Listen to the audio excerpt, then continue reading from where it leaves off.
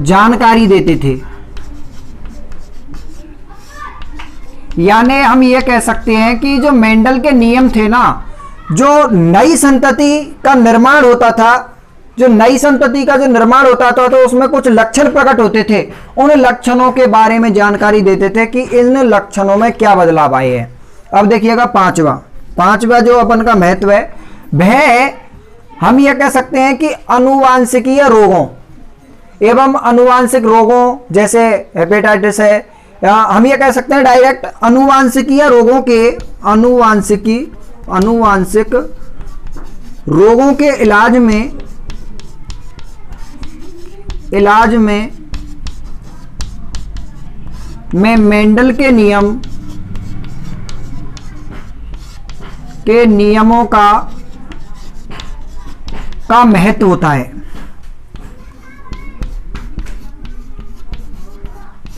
यानी अनुवांशिक रोगों का महत्व होता है। यानी हम यह कह सकते हैं कि जो अनुवांशिक रोग होते हैं ना, जो पीढ़ी दर पीढ़ी चलते हैं, उन रोगों को इलाज जो है तभी संभव है जब मेंडल के जो नियम है, उन मेंडल के नियमों की पूर्ण तरह से जानकारी होगी, तभी अनुवांशिक रोगों का इलाज किया जा सकता है। छठवां बिंदु क्या है? मेंडल के नियमों को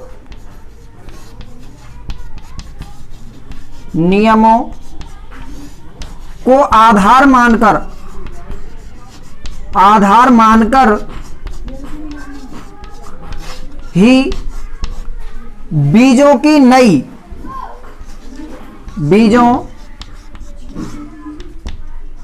जो बीज हम फसल बोते हैं, बीजों की नई व इच्छित पीढ़ी प्राप्त की जाती है। इच्छित का मतलब क्या है? मेंडल के नियमों को आधार मान करके हमें उस बीज में वे लक्षण जो हमारे लिए उपयोगी हैं, यानी उपयोगी लक्षणों को तो उनमें उस बीज में उनका निवेश कराया जाता है, और अनुपयोगी जो लक्षण होते हैं, अनुपयोगी लक्षणों को उस बीज से संकरण के द्वारा, मेंडल के नियमों के द्वारा और नई संतति को इस प्रकार से प्राप्त किया जाता है जिससे कि अब जैसे किसान की इच्छा क्या होती है? अत्यधिक उत्पादन। तो अत्यधिक उत्पादन करने के लिए जो बीज हैं उनमें इस प्रकार से संकरण कराया जाता है कि ऐसे बीज प्राप्त हों जिससे कि उत्पादन अधिक हो, तो उसके नियमों को आधार मानकर ही ऐसा किया जाता है। अब देखिएगा सातवां हम यह कह सकते हैं कि जो मानव है, मानव जाति का जो सुधार किया जाता है, मानव जाति का जो सुधार किया जा रहा है, तो सुधार से संबंधित जो विज्ञान है उसको कहते हैं सृजनकी। उसे क्या कहते हैं? सृजनकी। हम यह कह सकते हैं 7वें बिंदु में मानव जाति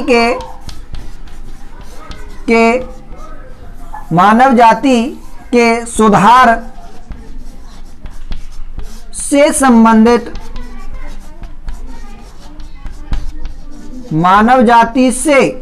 मानव जाति के सुधार से संबंधित विज्ञान की शाखा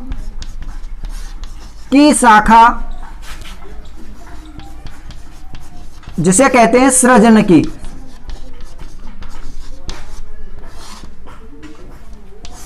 देखिएगा, हम ये कह सकते हैं कि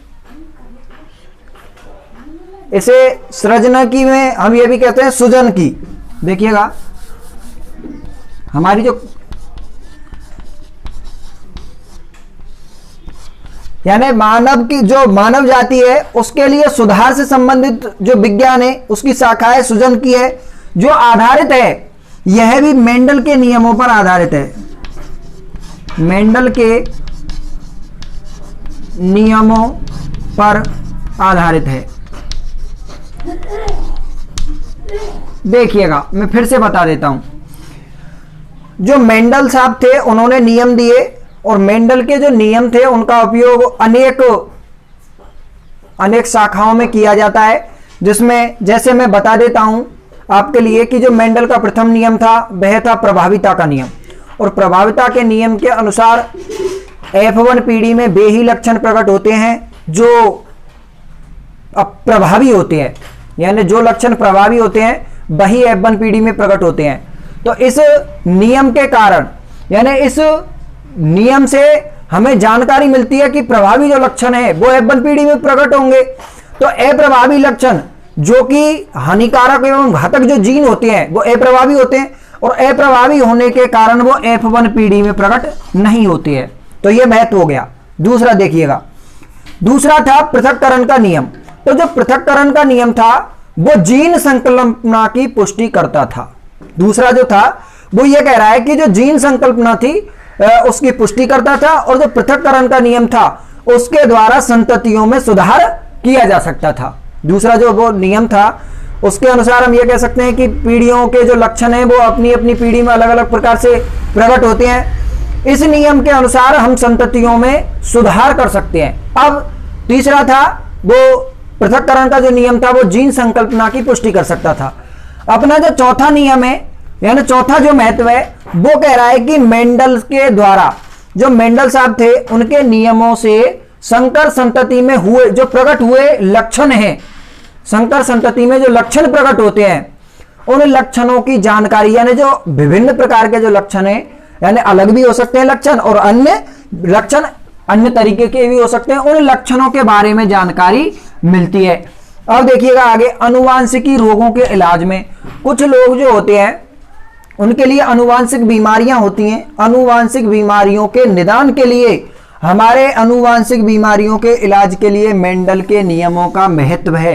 यानी मेंडल के नियमों की जानकारी होना अति आवश्यक है, तभी पता चलता है कि किस पीढ़ी में अनुवांशिक रोग हो सकते हैं और उसके लिए इलाज की आवश्यकता है साथ में। अब देखिएगा जो अपना छठवां बिंदु है, मेंडल के नियमों को आधार मानकर, मेंडल के नियमों को आधार मानकर ही आजकल हाइब्रिड जो बीज बनाए जा रहे हैं वो उन्हीं आधार से बनाए जा रहे हैं। और उनका आधार क्या है?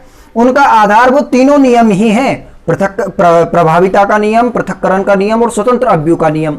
जैसे माना कि जो किसान होते हैं, किसानों के लिए ज्यादा उत्पादन वाली फसल या बीजों की आवश्यकता होती है, तो उन बीजों में ये इच्छित जो अपने इच्छित वो होते हैं लक्षण कि उत्पादन अत्यधिक हो, और उत्पादन अत्यधिक हो इसलिए ऐसी संतति ऐसे बीज का निर्माण किया जाए जिससे अत्यधिक उत्पादन हो, जो अपना फल है वो अधिक मात्रा में उत्पन्न हो। जैसे मैं आपको बता देता हूं कि जो हाइब्रिड बाजरा आता है, जिसमें जो बाजरा होता है उसको उगाने पर एक ही बीज के द्वारा कई पादपों का निर्माण होता है, और कई पादप खड़े होकर के अपनी जो वो है उसका बाजरे के बाल का निर्माण करते हैं, है ना, और वो उसमें संगठन होने के कारण वह गिरता भी नहीं है। तो हम ये कह सकते हैं ऐसे इच्छित बीजों को प्राप्त करने के लिए मेंडल के नियमों को आधार मानकर ही ऐसे बीजों को बनाया जाता है, जो कि आजकल उत्पादन में कमी ना हो, इसलिए यह बहुत महत्वपूर्ण है। अब देखिएगा सातवां, मानव जाति का जो सुधार है, यानी मानव जाति में सुधार किया जा रहा है। इस सुधार की जो विज्ञान है, उस विज्ञान की जो शाखा होती है वो सृजन की कहलाती है। वैसे ये सृजन की भी लिखा हुआ होता है किताबों में कहीं कहीं, और ये मेंडल के नियमों पर ही आधारित होती है। तो हमारी जो बात थी वो मेंडल के नियमों पर थी।